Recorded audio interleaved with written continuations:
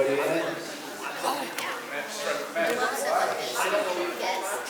No, it's not like it's fine. That works great.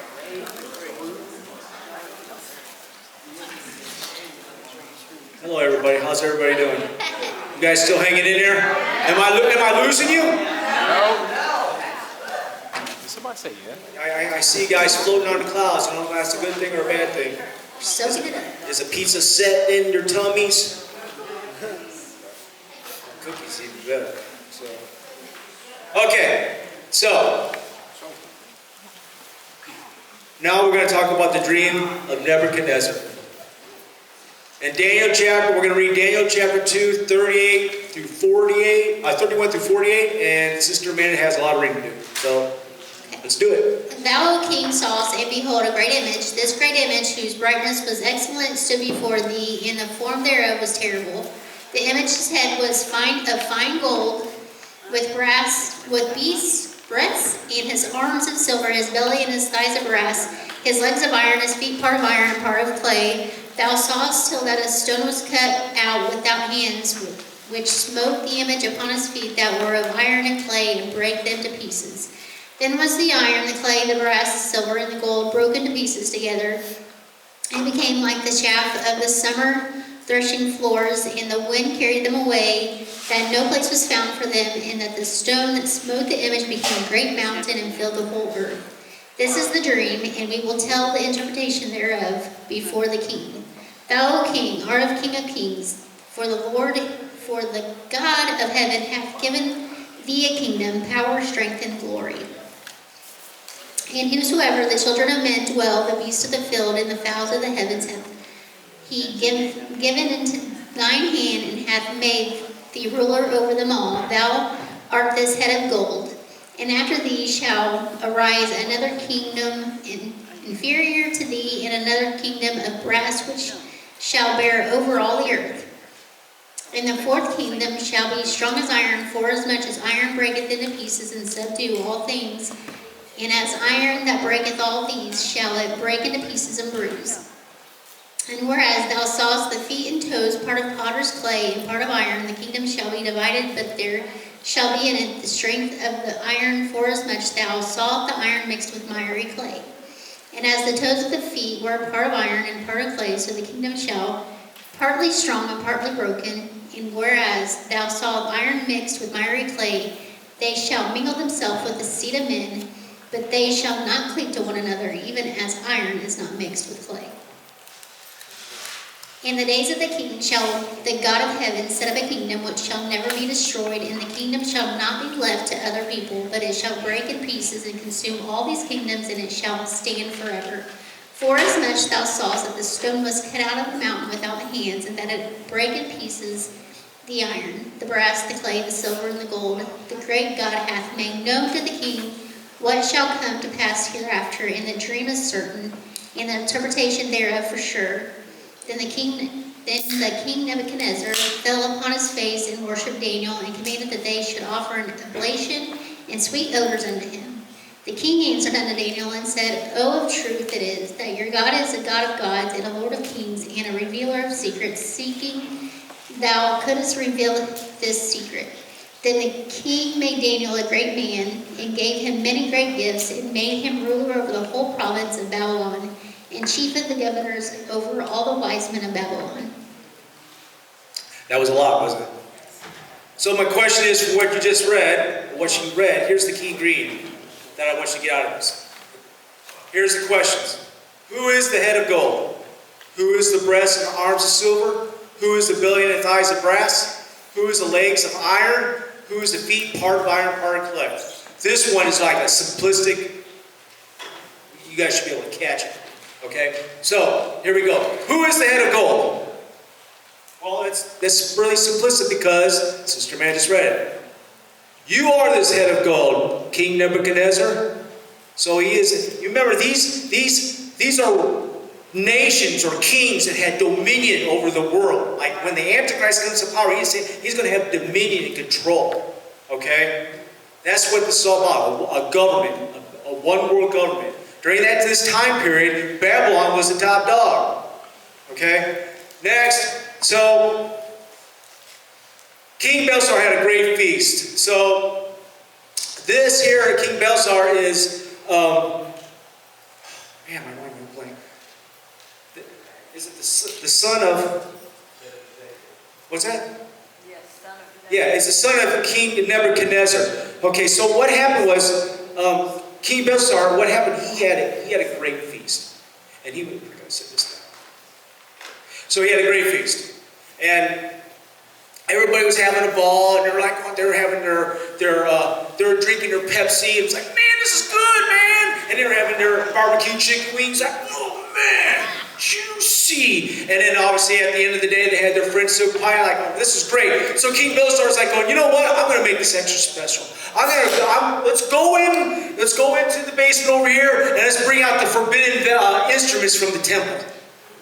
And we're going to make this extra spicy. So what did they bring in? They had the French soup. I mean, not the French soup. They had the barbecue chicken wings on the plates. They're like, oh man, King Belshazzar, this is extra special. They're drinking their Pepsi. It's like extra cold. And it's like, drinking from the temple's cups. I'm like, wow, this is refreshing. And then obviously, the best for last, they had their nice plates, and they had the French soup pie on it. It was like, it's sliced really nice and soft. And like, oh man, King Belshazzar, this is just the bomb. So as King Belshazzar is drinking his nice cold Pepsi, all of a sudden, boom, he sees a finger and a writing on the wall. And everybody's like, stir! And they all run and scatter about. And King Belshazzar's like, what is that? And then one of the servants says, hey, there was a man that was able to be able to interpret your father's dream. So bring him to me. So Daniel comes up and says, oh, hey, what's up, King Belshazzar? And he goes, what is that? So, Daniel looks at the writing on the wall, and he looks at King Belshazzar. He looks at the writing on the wall, he looks at King Belshazzar. And one more time he looks at the writing on the wall, and he tells King Belshazzar, your time of rulership is over.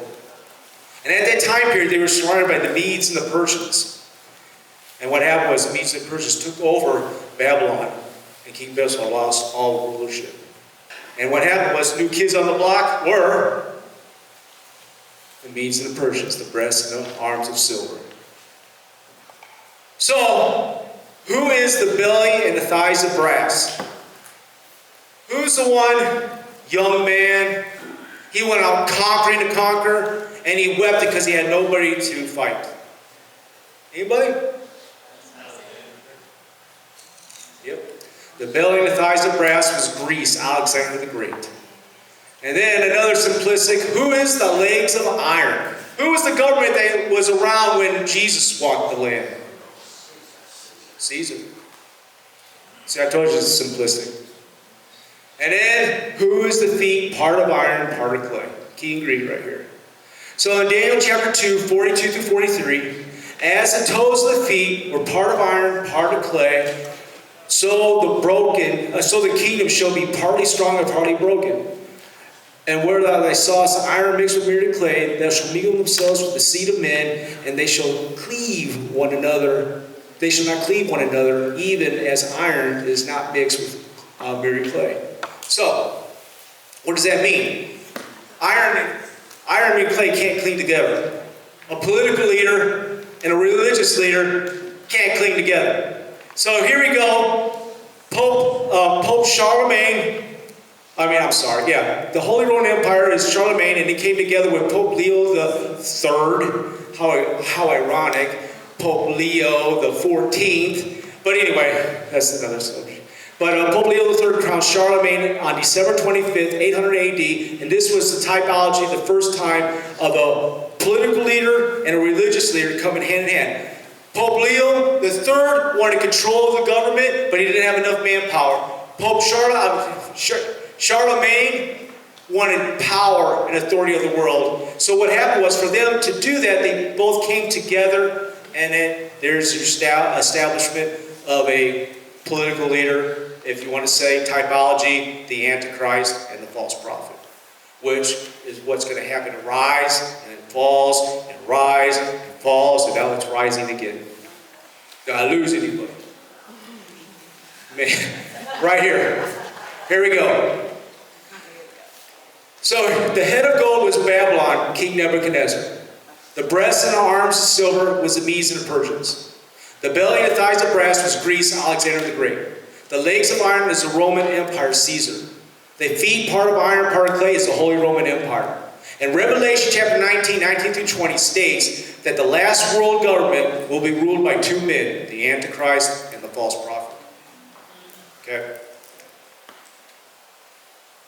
Here we go. The Antichrist and the false prophet. Are they coming soon? You guys ready? I'm just going to give you a little bit of this video. This is Hitler speaking to his people. The typology of the Antichrist. Look how the people are cheering him on.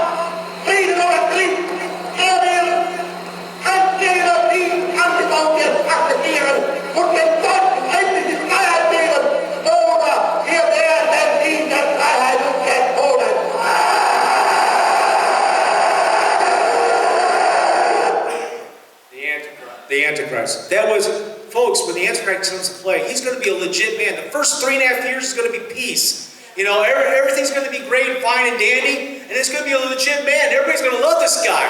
He's like, man, he's the bomb. We got to follow him. He's probably young, handsome, you know, and then all of a sudden, the devil himself is going to possess him, and then he's going to do a 180.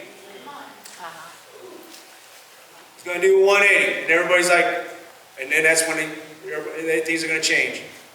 Who is this guy? So, Revelation 13, 1 through 8. And I stayed upon the stand of the sea and saw a beast rise up out of the sea, having 7 heads and 10 horns, and upon his horns are 10 crowns, and upon his heads the name of blasphemy. And the beast which I saw was like unto a leopard, and his feet were as the feet of a bear, and his mouth was the mouth of a lion, and the dragon gave him his power and the seat and great authority. And I saw one of the heads as it were wounded to death, and his deadly wound was healed, and all the world wondered after the beast. And they worshipped the dragon which gave him unto the beast, and they worshipped the beast, saying, Who is like unto the beast, who is able to make war with him? And there was given unto him a mouth speaking great things of blasphemies, and power was given unto him to continue 42 months. And he opened the mouth in blasphemy against God, and blasphemed his name and his tabernacle and them that dwell in heaven. And it was given unto him to make war with the saints, and to overcome them, and a power was given unto him over all kindreds and tongues and nations. And all that dwell upon the earth shall worship him, whose names are not written in the book of the Lamb slain from the foundation of the world. The Antichrist. Who is the Antichrist? Is this man existing today? Yes, he is. I believe the man is alive. I believe he is walking among us. Who is the Antichrist of the end time? There's several candidates here. These are my 5 chosen ones. You know, Obama, Trump, Macron. I don't know his name. I know he's the Prime Minister for France. And then obviously Prince William. My 2 choices, you'll see in a minute. Obviously Sister Amanda had a big part of it. Because I still stick with my other one. But who is the Antichrist of the end time?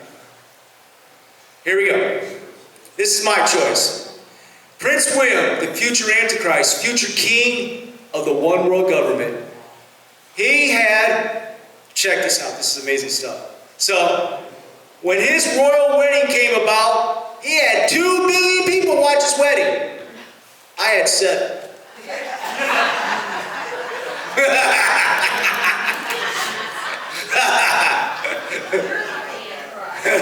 I'm just saying, he had 2 million people watching wedding. I had 7 people. You know what I'm saying? So it was like, dang, it's Prince William. Remember, the Antichrist is going to be able to have this charm. Prince William is a good-looking young man. He has a beautiful wife. He has 2 awesome kids. I mean, come on. 3, 2, 3. What I'm just saying is, here is a noteworthy fact, is that Prince William's nickname is the Royal Navy's Dragon. The layout of the crest on Charlie's coat reads, "I serve the red dragon." And here is the goat of Medes, and obviously it has the hexagram and the paramount of the devil on their uniform. So, is it possible? And then obviously a nice picture with Prince William being the king. Look, King Charles ain't going to be along for much longer. So you're going to be seeing King Charles in action very soon. And he talks with the United Nations. He goes to he's there. He's a big part of the UN. Hello? But, Sister Man got me on this one. This man, Emmanuel, how do you say his last name? Macron, the future Antichrist. Look at this guy. Europe's savior. The last man standing. The next leader of Europe. Here, some guy portrayed him as Hitler. And then he feels that he's like a god, the Jupiter. He feels his presence. Weird. Europe's new order. Think about it, come on. And then I'm telling Sister Amanda, man, you might be on something. I'm still sticking with Prince William, but. And then listen to what he has to say. Watch. We are in a jungle and we have two big elephants trying to become more and more nervous. If they become very nervous and start war, it will be a big problem for the rest of the jungle. You need cooperation of a lot of other animals. Tigers, monkeys, and so on. Are you on the US and the China side? Because now, progressively, a lot of people would like to see there are two orders in this world. This is a huge mistake, even for both the US and China. We need a single global order. Woo, man! Think about that. He said it. We need a single global order. And man, the French president, he's the dog. You know what I mean? He's the most respected man in Europe.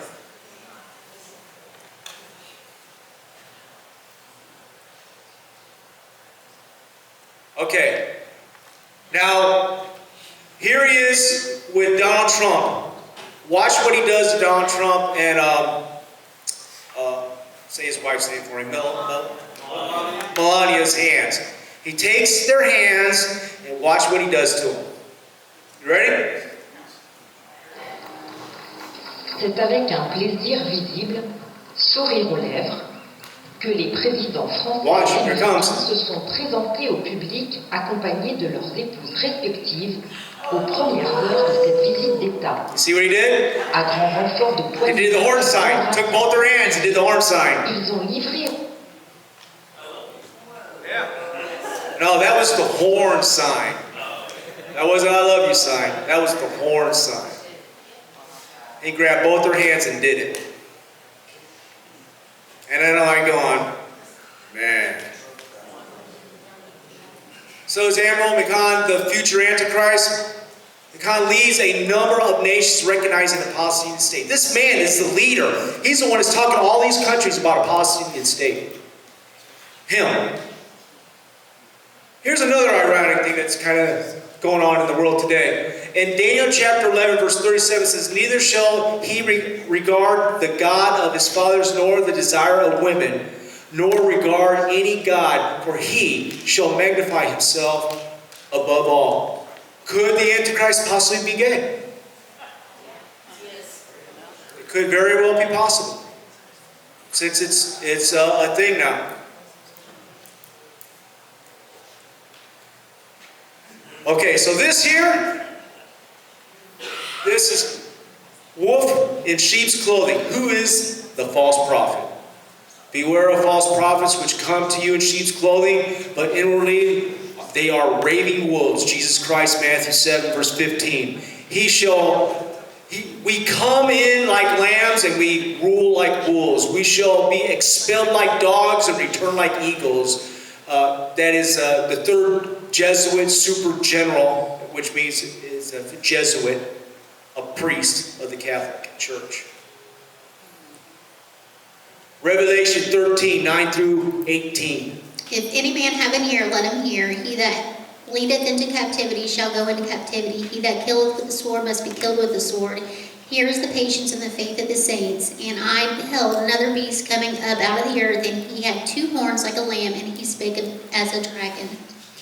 And he exerciseth all the power of the first beast before him, and causeth the earth and them which dwell therein to worship the first beast, whose deadly wound was healed. And he doeth great wonders, so that he maketh fire come from heaven and on the earth in the sight of men. And Okay, stop. He's going to do great wonders, and he's going to bring fire from the sight of men. Fox News, CNN. The false prophet's going to bring fire from the sky, and everybody's going to see it. Keep going. And he deceiveth them that dwell on the earth by the means of those miracles which he had power to do in the sight of the beast, saying to them, So he's going to be able to do miracles. He's going to be able to touch people and heal them. Not in the power of the name of Jesus. Him. And then go. saying to them that dwell on the earth, that they should make an image to the beast, Make an image of the beast. had the wound by a sword, and did live. Keep going. Oh, sorry.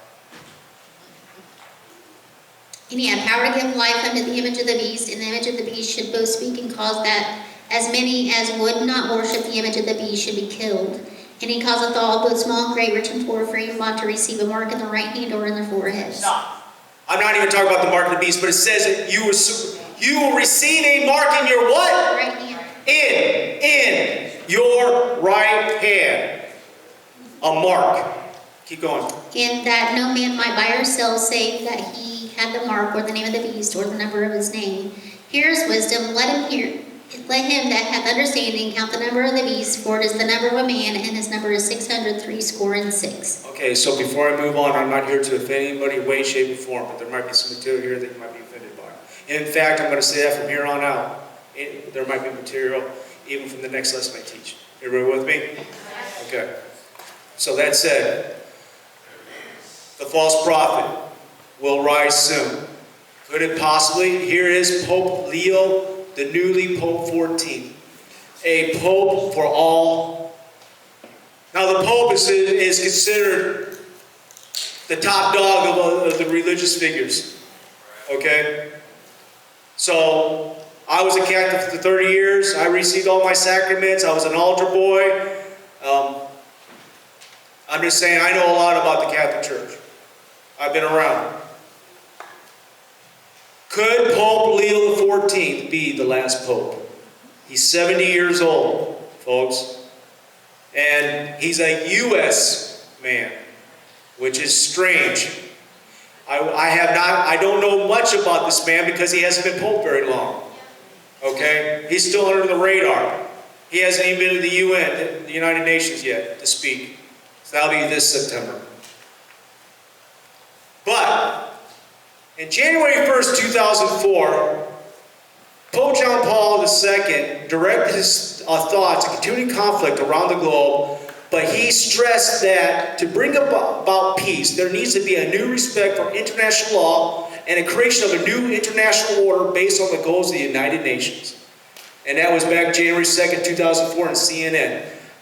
It's funny that the Pope said for there to be peace, there needs to be a new international law based on the goals of the United Nations. Hello, the UN. Antichrist, false prophet. So, why would the Pope not be saying, we need to give God all glory to God and let Jesus do his thing? But instead it says it needs to be peace and international goals by the United Nations. It's really interesting that the Pope would do that. Pope Leo XIV, during the Sunday prayer at St. Peter's Square on September 11, Pope Leo XIV, during his Sunday prayer at St. Peter's Square on the 21st of September 2025, expressed solidarity with those suffering in Gaza and warned against a future based on violence. He emphasized the need for peace and called for disarmament, stating that wealth should not be used against humanity. His message was part of a broader diplomatic effort to recognize the state of Palestine, with multiple countries expected to follow suit at the UN General Assembly in New York. So even Pope Leo XIV stated he's already recognized Palestine as a Palestinian state.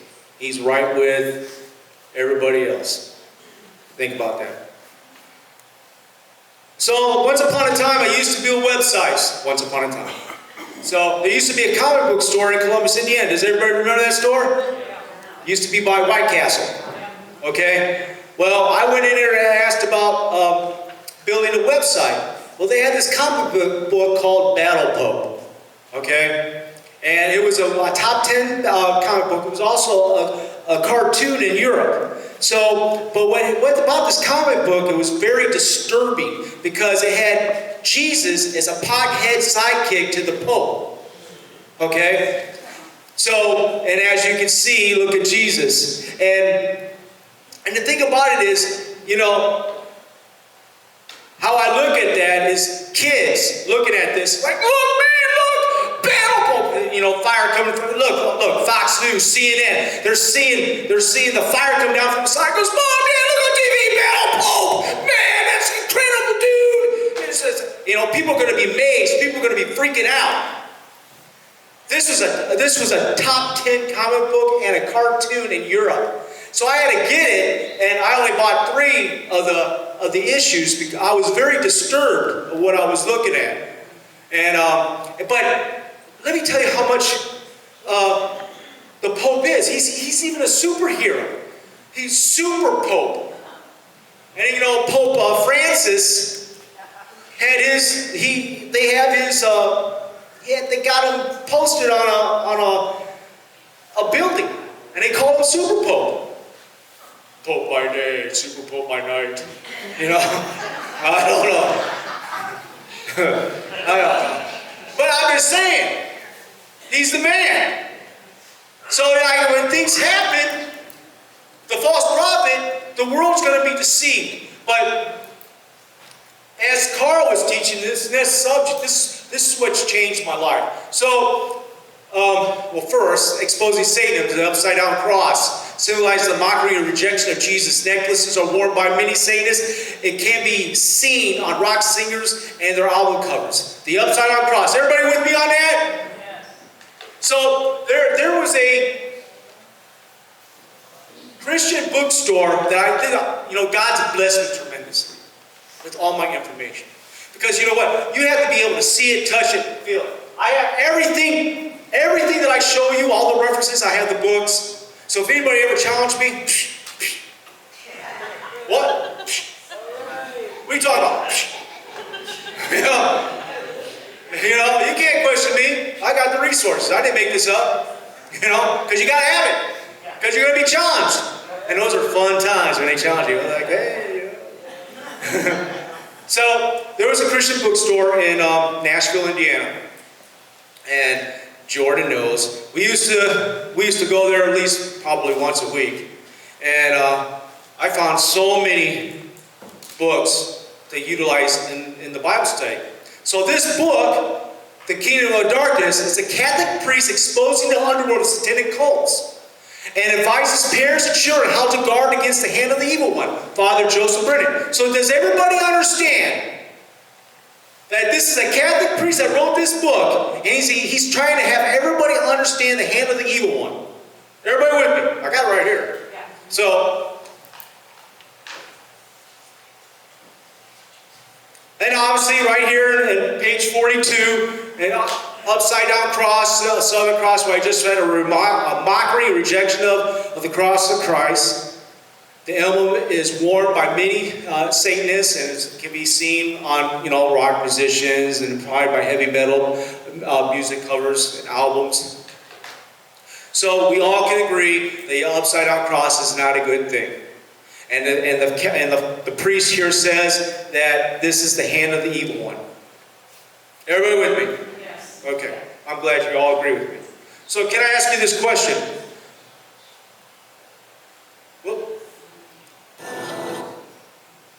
Why is Pope John Paul sitting on an upside down throne. Oh, you get what that means? That represents Peter being crucified upside down. Really? But it says in your guys' handbook and by your priest that wrote the stuff says this isn't good. Hello? Yeah. So here's Pope John Paul II sitting on an upside down cross at the year of Jubilee in Israel. Can't make this up. I'm not making it up. It's right there. You can see it. Go Google it. As the coach of Indiana, Google it. Google me.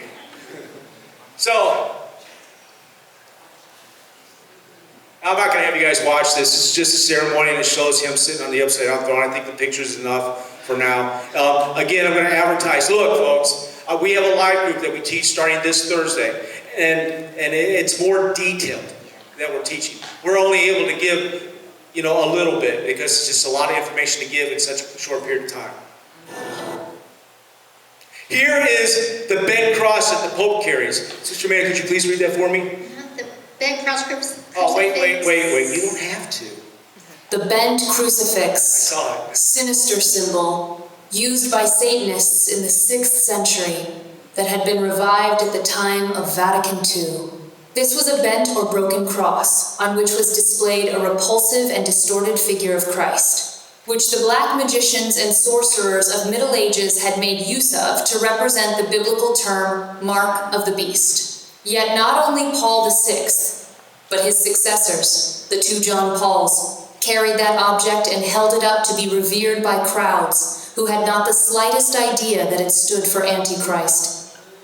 Pope Leo the 14th has been starting to carry that as well, which, by the way, I need to put a picture on that. So, I need to update it. And then, Sister Amanda, could you read that? The Catholic Church states that the cross on the staff used by Pope Francis is also called a shepherd's staff or pastoral staff, which is a symbol of the Pope's being the shepherd of the universal church. So, and again, Pope Leo the 14th has started to carry this, so I got to update it. But this was their rebuttal of that.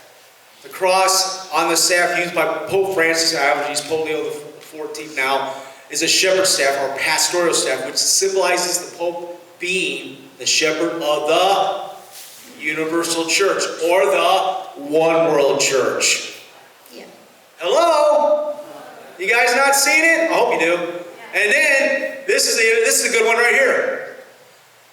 This is the dragon here at the large papal crest of the Vatican Museum picture, the dragon. Here's the dragon of the entrance to St. Peter's Basilica. So when you enter St. Peter's Basilica, the whole floor is the dragon. You can check out the pictures online. And then the dragon is... The dragon at the Vatican. Vatican meaning Vati, Latin equals diviner. Can, Latin for Cain equals serpent. Vatican equals divining serpent. Ding! The Vatican means divining serpent. How about those apples? Sister Amanda? Emmanuel Macron, despite coming from a non-religious family, was baptized as a Catholic at the age of 12. This decision was a personal choice, as Macron explained in an interview with La Vie magazine in December 2016. So to make things more interesting, in Sister Amanda's side, Macron is baptized Roman Catholic, which means he's part of the Catholic Church, which would be ideal for the false prophet and the Antichrist to be on the same team. That said,